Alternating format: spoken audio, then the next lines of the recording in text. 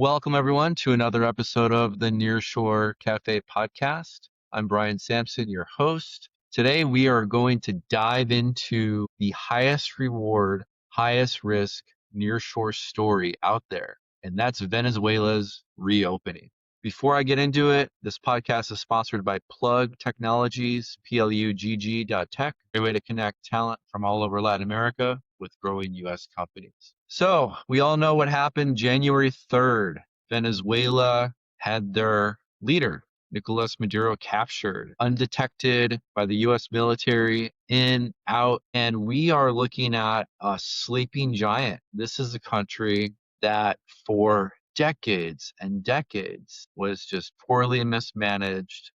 A small fraction of the population thrived, and a huge percentage of the Venezuelans suffered. And I will come out and say that I am all for the capture of Maduro.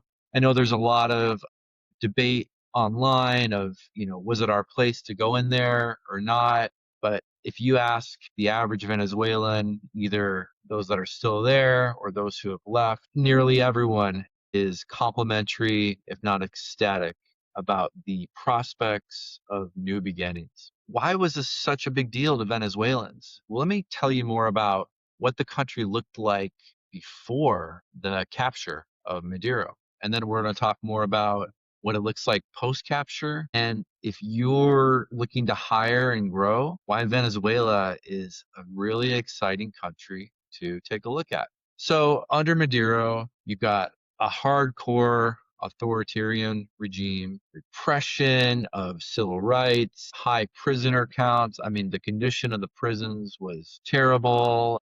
No real rule of law. A lot of things we take for granted in the US didn't really exist. And it's interesting when you look at countries that have very minimal resources, natural resources, like take Singapore, for example, or Japan.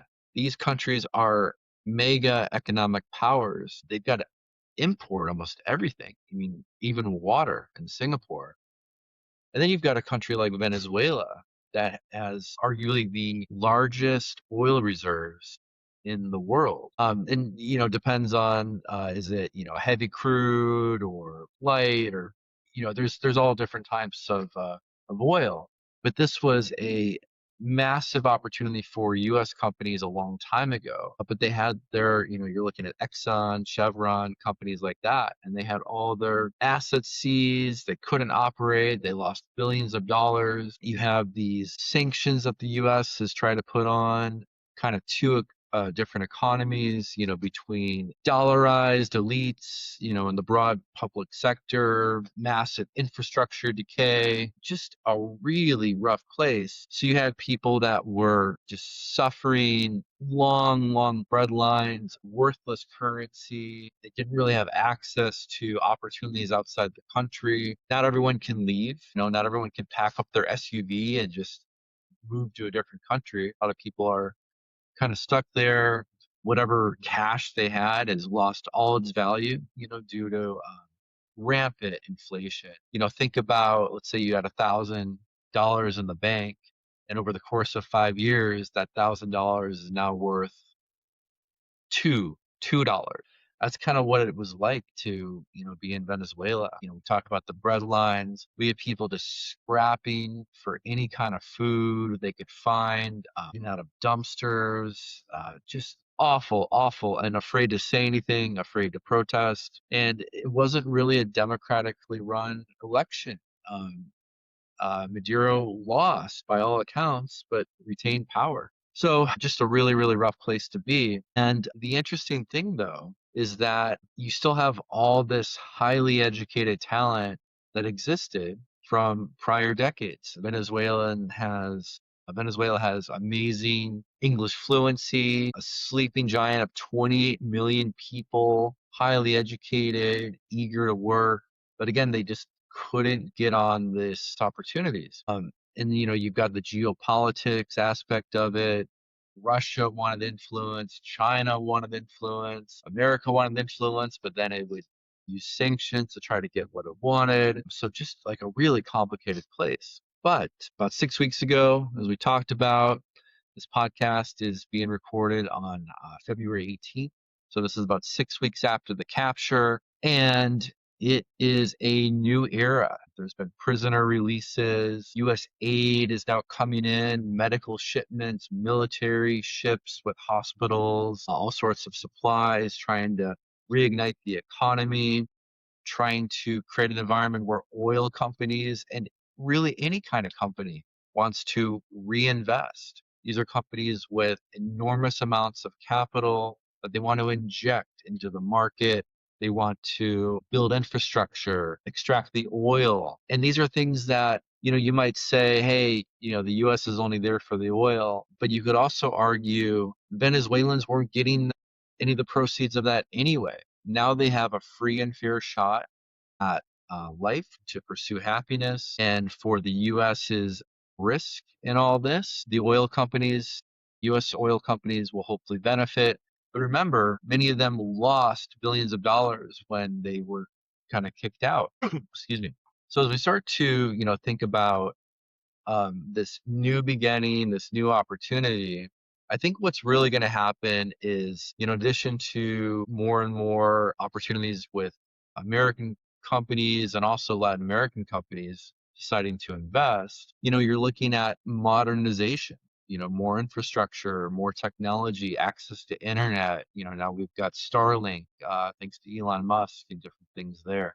We also have more investment in infrastructure, food systems, agriculture, machinery, logistics, ports, grids. There's a lot that takes a country to run. And a country like Venezuela, where they just weren't investing, everything was decaying. This is a chance for new life. And there's something exciting about that because, even when I think about Asia right now, in many cases, they leapfrogged a lot of the old technology. Like Vietnam seemed to go from bicycles and no technology to now this young, thriving country where everyone's got a mobile phone, mobile apps, and they kind of skipped all the need for maintenance and decay and reviving the infrastructure because they didn't have it to begin with.